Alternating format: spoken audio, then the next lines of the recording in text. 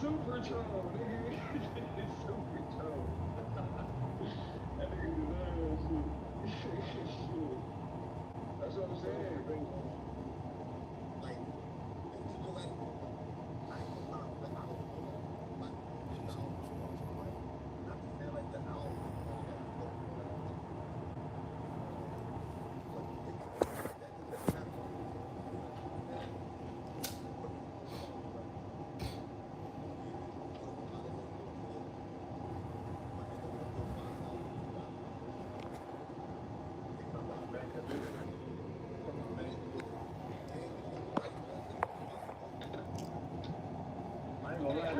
I had no idea who that nigga was. He's catching the niggas on the, yeah, I ain't gonna lie. Yeah, that's the first time I ever heard of that nigga. It's on Pitt Morgan. Yo, did your jacket go right here? Where your jacket go? Oh. Peace. Come on in. Come on in, y'all.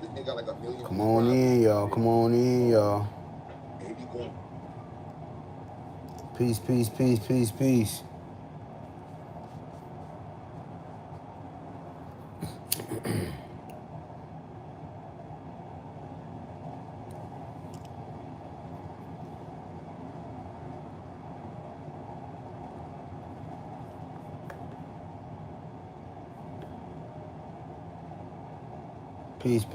Peace. Come on in, y'all.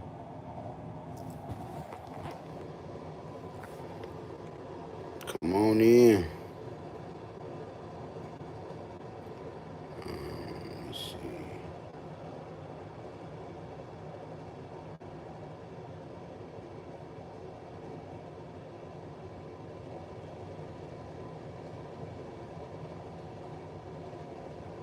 But you don't really get.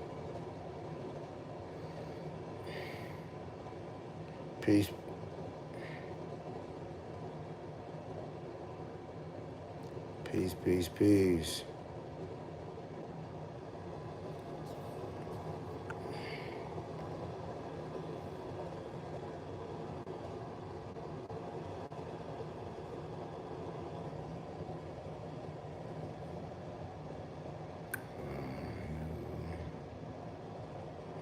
Upbringing, specifically family structure. So this is sort of trying. Fair use, educational purposes, didactic purposes. Rethinking widely held beliefs about racial inequality. For decades, scholars have drawn a strong link between high rates of single-parent households and the disadvantages faced by Black Americans. Well, our next guest is challenging that idea. It's all in her new book, Inherited Inequality. Harvard sociologist Christina Cross joins Michelle Martin to explain how viewing systemic disparity through a different lens could help these disadvantaged Black communities. Thanks, Christiane. Professor Christina Cross, thank you so much for joining us. Thanks for having me. It's great to be here. You know, your book is kind of a myth buster, I guess, if I could call it that, because you really challenge some of the things that we have just sort of come to accept as part of kind of social policy or family policy. You say that, you open the book by reflecting on your own childhood in Milwaukee, where the two-parent family was kind of held up as the antidote to all manner of ills, like, poverty and crime and so on. And one of the reasons that— Hit the like button, please. The like button. That struck me just to begin with is that I think there's sort of an attitude that African Americans don't talk about issues like this among themselves. Like this is sort of an outside-in conversation. And so the first thing that I noticed was you say that this was kind of a commonly discussed theme in your childhood, at church, and your family members. Can you just talk about that very briefly? Yes. So I, like you mentioned, I'm from Milwaukee, Wisconsin, and I grew up in a working class community there. And many times I would hear folks at church, at school, within my neighborhood, sort of trying to grapple with many of the challenges that we were facing and trying to understand what really was driving some of the issues within my community. And often family structure, in particular, single parent families came up as part of the narrative. And a lot of times the story was that our community was better off when we had higher rates of two-parent households, and that unfortunately there had been a change with an increase in single-parent families, which was, among other things, a really important factor in driving some of the challenges we are facing. But here's where your book takes an interesting turn. You write that Americans have great faith in the power of the family, and in particular, the power of the two-parent family. We imagine this domestic idol to be a haven from the harsh realities of the outside world. And the way we rhapsodic, it's easy to assume that most Americans see. Hit that like button, y'all. Hit that like button. Hit that like button, please. Hit that like button. I'm still learning. Let's get it. The two-parent family is a great equalizer. And you say you were raised to believe in this. And growing up, the adults regularly invoke this family structure as a solution to a host of problems facing our low-income African-American community. So that's the first thing. You say that, look, there's a reason that so many of us continue to hold fast to the idea that, two-parent families are advantageous. It's true. I mean, it's just common sense. But one of the central findings here is that the negative effect of single motherhood on child outcomes is weaker for African-American children than for white children. And the well-being of Black youth from two-parent families is substantially lower than that of their white peers. When is the first time that finding became clear to you? Well, it was about a decade ago for me when I was working on my dissertation research. Like any good graduate student, I wanted to explore what we already knew about the topic of family structure before designing a project of my own. And one of the things that I found relatively hidden in the data was this striking finding. I had found that several researchers had uncovered that the negative impact of living with a single mother was smaller for African American children. And of course, I was really struck by that, given the conversations that I had been hearing since I was a child, but also what I knew more generally. 80% of white Americans and 70% of Hispanic Americans and 60% of African Americans all agree that African Americans have a harder time getting ahead because of differences in family upbringing, specifically family structure. So this is a consensus or a widely held idea that was at odds with what I was finding in the data, which made me explore more. That finding was about single motherhood, and I began to wonder about the flip side of the coin. What is it like for African American children when they grow up in two-parent families? Do they reap the same rewards? Do they reap the same reward? So can we take those sort of separately? What's your theory? Why is it that growing up in a single parent household is more damaging to white kids than to Black kids? Why do you think that is? That actually became the focus of my dissertation research. And I began to test some theories that had already been put out in the world, but they were at that point speculation. There were two in particular that I decided to test. One of them focused on extended families. So we know that in general, African Americans tend to be more deeply embedded in their extended family networks. They're much more likely to live with extended kin or to live close to them, and they engage in significant amounts of support exchange. And one of the theories suggested that African Americans more deeply embeddedness in this extended family actually served as a protective factor, sort of buffered against some of the negative consequences of single motherhood. I think kind of anecdotally, a lot of us have seen that. Do you know what I mean? And it also explains the way that sort of legal structures kind of work against Black families. Like, for example, this whole business of people registering their kids in out-of-boundary schools, like schools where they don't live, but maybe their grandparents live. And then you look more closely at it and you think, oh, wait a minute, the grandparents function as another set of parents. Like the grandparents might have the kids Monday through Friday, and the parent has the kids on the weekends because that's a better school. And then people look at that and think, oh, you're doing something illegal. But for them, it makes sense. It's normal, right?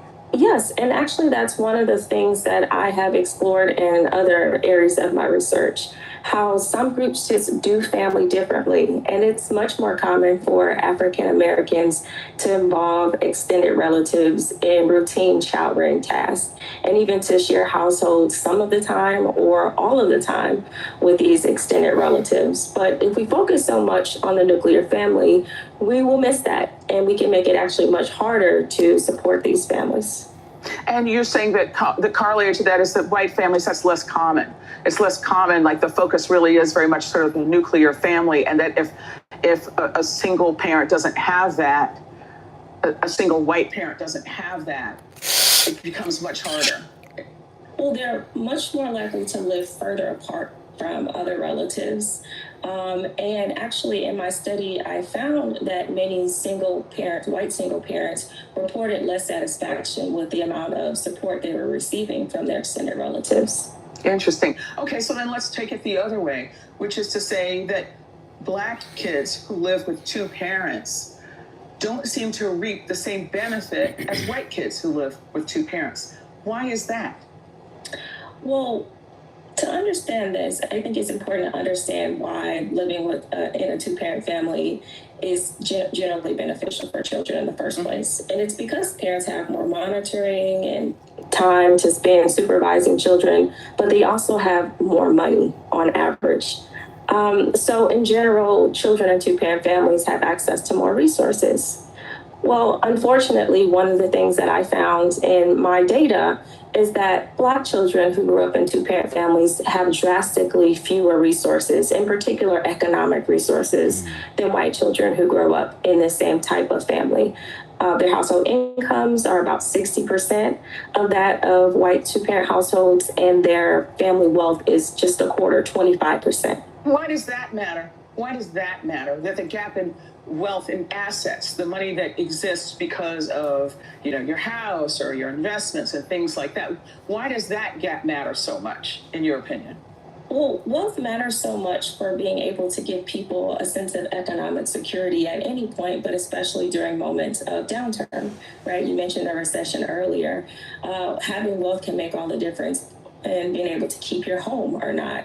And being able to afford to send your children to a quality school, and being able to provide children other advantages as they try to establish their own independent household. There are many parents who offer their children help with down payments to own homes, which of course allows for a greater and earlier accumulation of more wealth. So you can sort of see this compounding advantage from having access to more assets and having higher levels of wealth.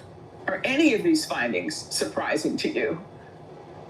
Well, yes, actually.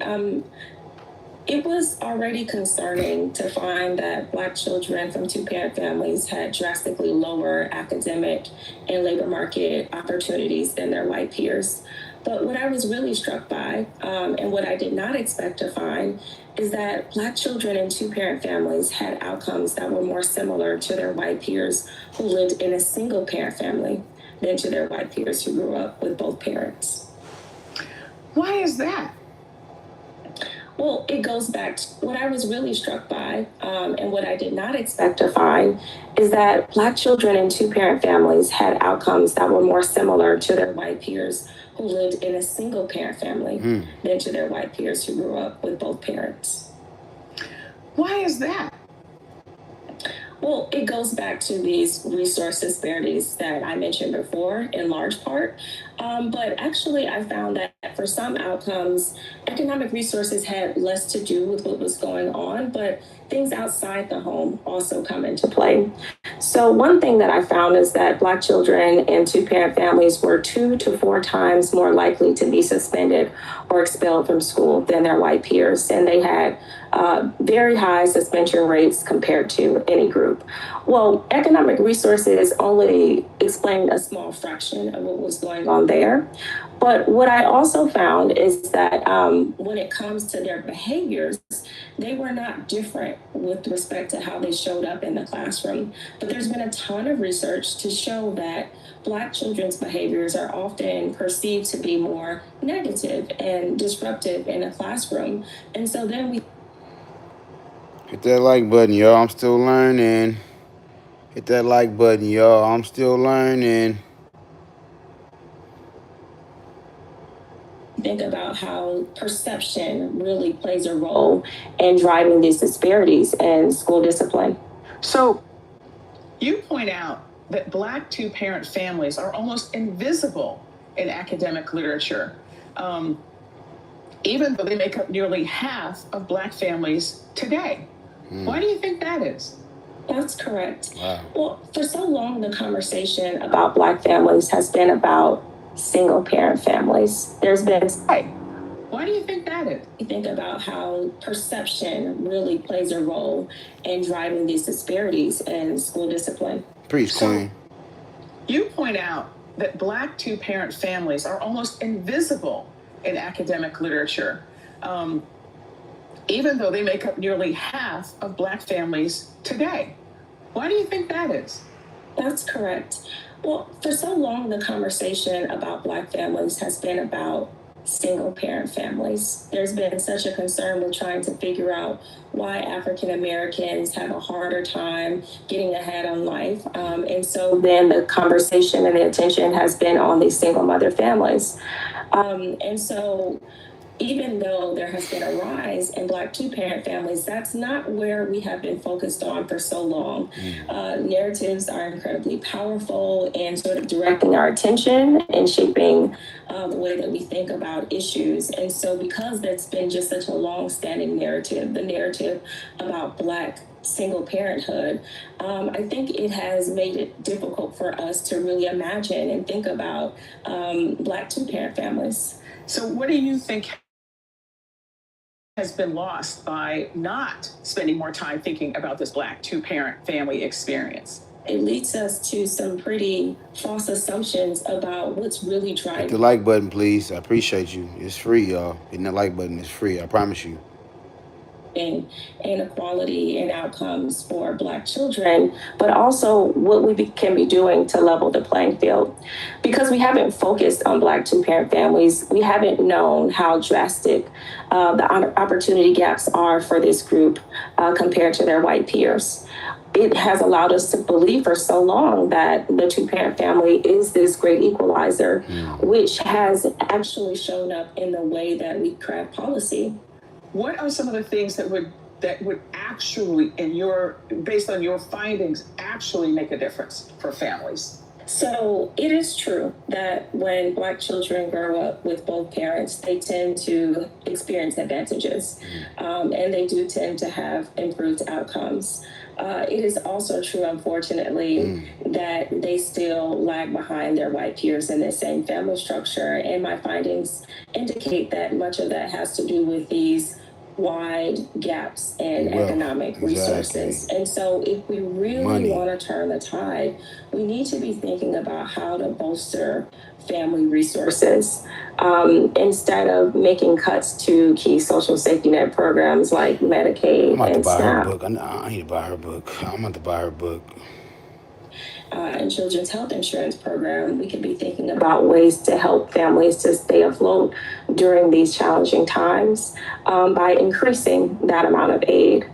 Another thing that people are really surprised to find out is that TANF, Temporary Assistance for Needy Families, which we just commonly refer to as welfare, its budget has not increased since it was created in 1996. Wow. So nearly 30 years ago. And when we think about inflation since that time, we really start to see that this program is falling behind in the amount of support. Very smart Black woman, man. Very beautiful sister. This sister is very beautiful, very informed. That's interesting. How old is this? Let me see. Okay, this is current. It's September 19th this year. support that it is providing to families, or what we thought was adequate even 30 years ago. So even just thinking about trying to make sure that that funding keeps up with inflation. There's also been different strategies that we've seen that were effective recently that we could have continued. I think about the expansion of the child tax credit during the COVID-19 pandemic and how that lifted tens of millions of children out of poverty. And it really made a difference in increasing economic resources for families. Why can't we continue to do that? We see that it works. So the bottom line is, you're just saying that living in a two-parent family, millions of children we could have continued. I think about the expansion of the child tax credit during the COVID-19 pandemic and how that lifted Fair use. tens of millions of children out of poverty. And it really made a difference in increasing economic resources for families. Why can't we continue to do that? We see that it works. So the bottom line is, you're just saying that living in a two-parent family has significant advantages for white kids. It has advantages for all kids. It particularly advantages white kids. It really doesn't advantage black kids that much. So if people are not willing to see that, what does that say? If they're not willing to sort of adjust for the difference, what does that say? Well, if we continue to assume that the benefits of this family structure are universal, we're not going to be able to close these gaps that we say that we care so much about. It will lead to us perpetuating inequalities between children of different races as they have gone on for decades. One of the reasons why I call my book Inherited Inequality is because I want to highlight this unequal access to opportunity that has persisted in the U.S. across generations, and we don't want to continue to pass that on to the next generation. I'm imagining that some might look at your findings and say that this takes people off the Harvard, okay? This ain't some quack. This is Harvard alumni. Let's get it now. book, that people should exercise personal responsibility, and that sort of blaming outside forces for your kid's lack of success in school and things of that sort just is unhelpful and kind of perpetuates a sort of a lack of sense of personal responsibility. So what would you say to somebody who made that argument? Well, the thing about my book is that I'm looking at people who've done it, quote unquote, the right way. They've done what society said we should do in order to guarantee our children's success. And yet they have not found their children in a position to actualize those same dreams of success. Unfortunately, their children don't have access to the same opportunities. So this goes beyond the individual. These are parents who have managed to stay together for decades. I follow children from birth through young adulthood, and they provided a stable home for their children.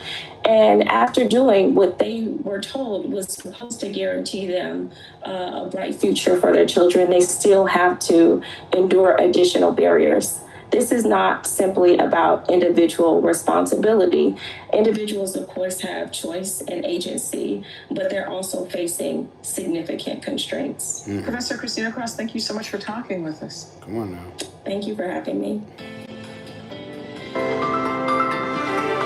I'm still learning.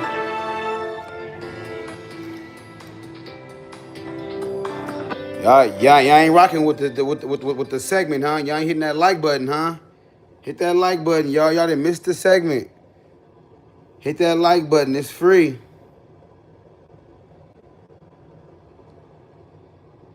Turns out two-parent households are no fix for racial inequality. New database study debunks long-held notion, finds wide opportunity gap remains. September 22nd this year, Harvard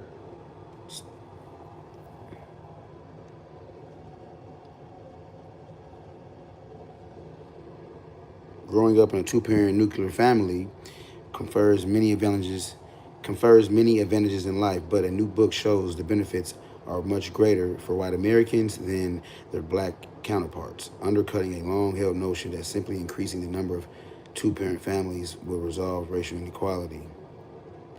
In Inherited Inequality, Christina Cross summons large data sets to compare outcomes for generations of black and white children raised in what is widely considered the optimal family structure for adult outcomes. The associate professor of sociology demonstrates that black children raised by two parents have far fewer resources with worse outcomes in school and in the labor market than white youth from the same family structure. What really struck me was that African American children in two parents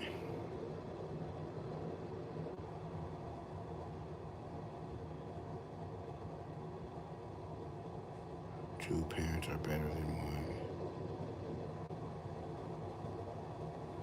Okay, Melissa Karen. Okay, I is that dated? I'm trying to understand and understand what you're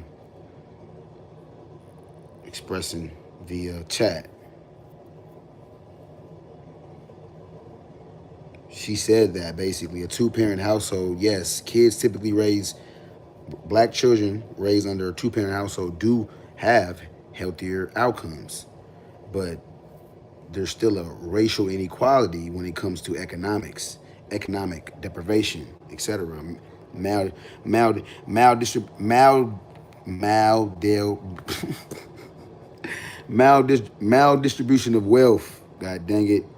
Maldistribution of wealth, okay? We're just talking about a maldistribution, okay? Distribution. Racial imparity, not parity. Parity is the opposite. Let me see. Inherited Inequality also revisits how single black mothers became a cultural fixation as cross whites. These parents were assigned much of the blame for racial disparities in poverty, joblessness, and incarceration for decades. That's definitely true. That's definitely true. My goal with this book is to supplant that narrative with a more accurate one. She said, I hope it helps us think more carefully about how we support black families and disadvantaged families more generally. We caught up with Cross, a faculty member since 2019, to ask about the book, its methodologies, and its message. The conversation was edited for length and clarity. Let's set one thing straight. This is not an argument against marriage and the nuclear family. Can you summarize the book's argument? This is a book about the power and limits of this important family structure. For decades, Americans have been led to believe in the power of the two-parent family for fixing racial inequality. Facts. The problem is the two-parent household. That's the problem. The idea here is that some groups like African Americans have a harder time getting ahead because they have lower rates of two-parent families than groups that are on average better off. The idea is that African Americans could level the playing field by embodying the nuclear family idea. My book shows this just isn't the case. How did you uncover that black American youth reap fewer benefits from growing up with two parents? I started my career focused on what many people call non-traditional families. Some of my earlier work showed that the negative impacts of growing up in a single mother were weaker for African Americans. In 2019, I then published the unexpected finding that the largest gaps in outcomes between black and white children were between those living in two-parent families. Okay. I was surprised, which led me to dig deeper. I thought, what could be going on here? Could this be some sort of outlier? It was completely at odds with the dominant thinking on family structure that the two-parent family was this great equalizer. You took a data-driven approach to investigate the topic. What did you learn about educational outcomes for black and white youth from two-parent families? I used two nationally representative data sets with findings on multiple generations to see whether these patterns of inequality in children's outcomes were constant. The panel study of income dynamics in national longitudinal study of adolescent to adult health and ad health. I have produced some of the best data we have available on children and families. I know that's right. Say that. She said, I have. No, I'm tripping. Ad health, pardon me, not her. She's talking about ad health. Have produced some of the best data we have available on children and families. To give just two examples, I found black children from two-parent families were 2 to 4 times more likely to be suspended or expelled than white children living in the same family structure. Their rates of on-time high school completion were 25% points lower than their white peers. You also looked at differences in earnings, finances, and accumulated assets like houses and other investments. What did you find there? I found that black children in two-parent families have access by the end of childhood. I found that black children in two-parent families have access by the end of childhood to about 60% of the household income in. Oh, wait.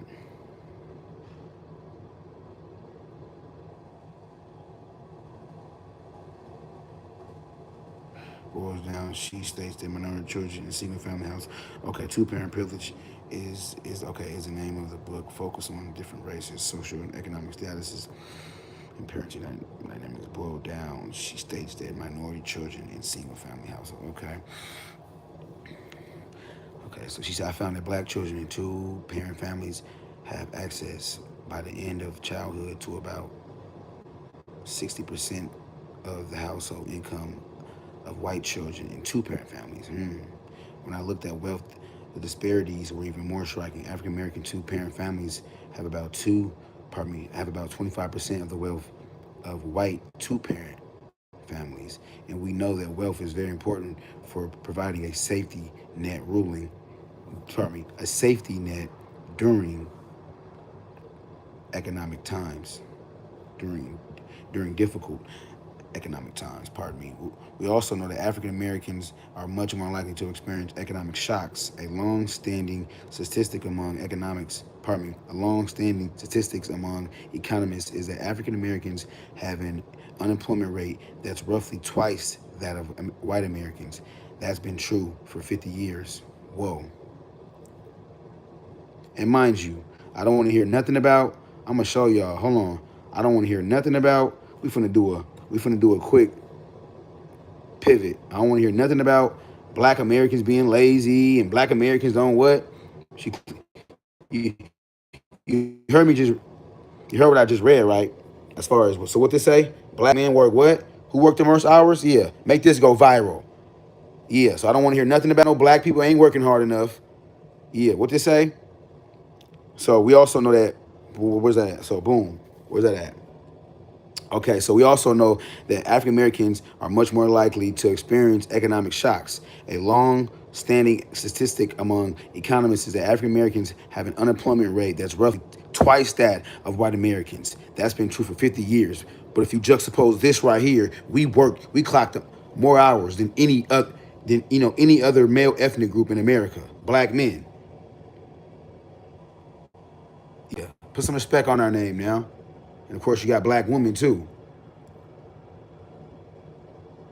Let's get it. Yeah. What? Come on now. You can't tell me it's not systemic and structural. If we clocking in the most hours, don't come in my chat with no black Americans is lazy. None of that. Don't come in here with that malarkey. All right? Don't come in here with that malarkey. We come with facts. Either source up or shut up. Fair use right now. That's what we on. You present a new framework to help academics understand the disparities you've uncovered. Can you tell us about it and how it differs from other previous models? For about 30 years, a framework called the Family Resource Perspective has helped social scientists understand unequal outcomes for children living in different types of families. It argues pretty convincingly that children from two-parent families tend to have better outcomes because they have access to greater resources, including money, parental time, and supervision. Even parents' psychological well-being. I develop and test what I call the diverse family ecology framework to help us understand why outcomes are so different for Black and white children from nuclear families. I point out that even children living within the same family structure differ in their access to these critical resources, and I talk about why that is the case. Can you say more about why? One of the main things I argue is that these disparities have been embedded in our society. They're what leads to disparities in outcomes among children from nuclear families. Housing is just one of the areas, housing is just one of the arenas we can think about. Historically, African Americans just didn't have the same support to buy homes, build wealth, and live in safe neighborhoods. Redlining made it more difficult for generations to secure mortgages, but residential segregation also existed for many, many decades, and it is still quite high. There was a famous book called American Apartheid, 1993, that showed African Americans experienced the highest level of residential segregation of any group in the U.S. I gotta get this book too. American Apartheid, that showed that African Americans experienced the highest levels of residential segregation of any group in the U.S., tied that to so many negative life outcomes in terms of health, finances, and educational accesses. The 3 decades later, African Americans are still the most segregated racial group in America. Do Black youth from two-parent families experience less racial discrimination? Unfortunately, no. Unfortunately, no. Do Black youth from, so it tells you, America, that's what it reveals. The anti-Blackness is so rampant and rife, irregardless of you being reared by one parent or two parents, you're still going to encounter anti-Blackness.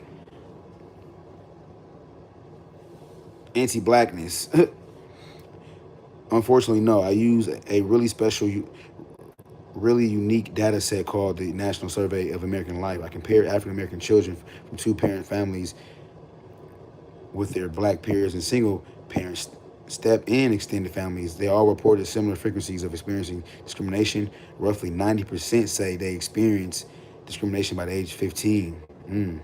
Your book also delves into the history of the Moynihan Report. Please remind us what was it and how did it impact thinking on family structure? It was a report published exactly 60 years ago, commissioned by President Lyndon B. Johnson's administration as part of his Great Society agenda. He was trying to understand why poverty rates were so much higher for African Americans at the time. About 50% were living at or near the poverty line. So he asked his Assistant Secretary of Labor, Daniel Patrick Moynihan, to conduct a study on the root cause. After about 3 months of inquiry, that's it, Moynihan arrived at a pretty bold conclusion. He pointed to what he called the destruction of the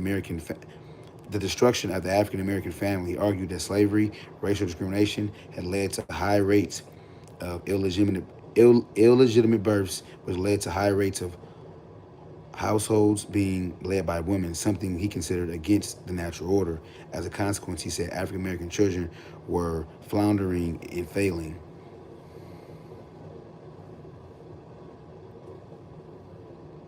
You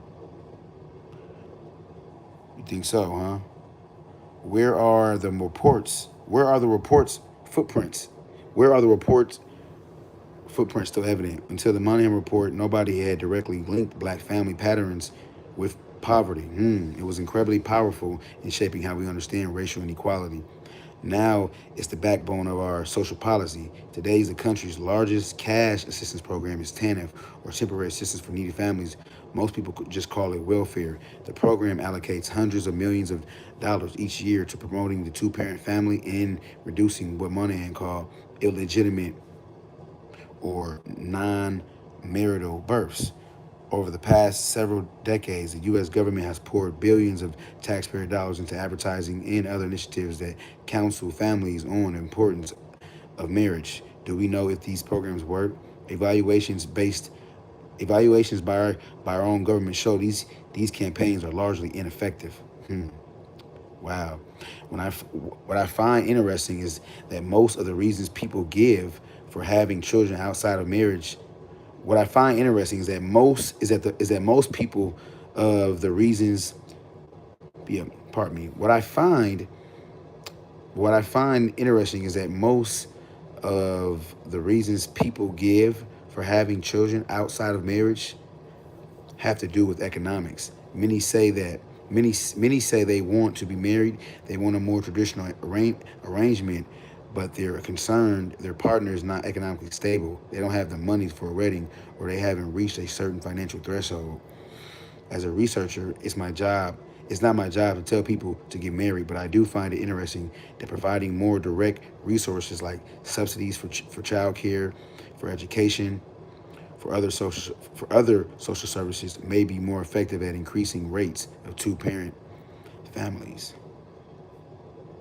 Once again, turns out two-parent households are no fix for racial inequality. New database study bunks long-held notion, finds wide opportunity gap remains. This is from the Harvard Gazette. Inherent inequality, we out. Thank you. Like, share, subscribe. Appreciate you, brother. Hit that like button, y'all. It's free.